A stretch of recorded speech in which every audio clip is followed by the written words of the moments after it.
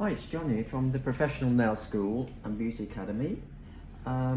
Somebody sent me a message regarding saying that their acrylic wasn't setting fast enough, and they wanted some way of actually making it set faster.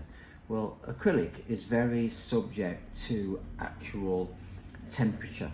So on a warm day it will set faster, on a cold day it will set slower. So basically, what if you find that you've had your kit in your car overnight or something on a winter's day, and you come to use it straight on your first client, you may find that the acrylic does take longer to set, or you may get like a little frosting over the surface.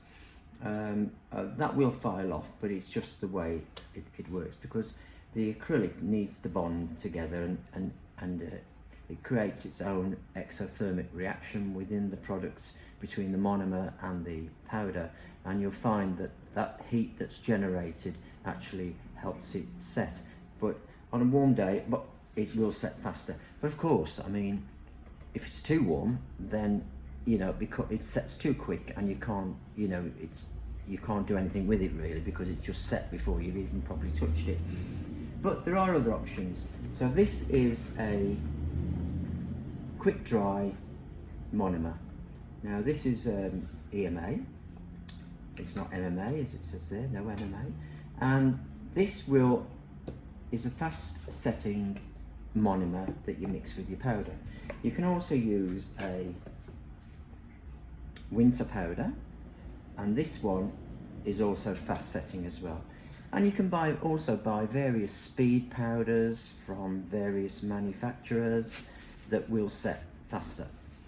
But where I tend to use these is if I'm sculpting, I will probably use a faster set powder, because that way it just sets faster on the actual form, and it doesn't run all over the place, and you're not waiting for, you've got a shorter time to wait before you can take the forms off.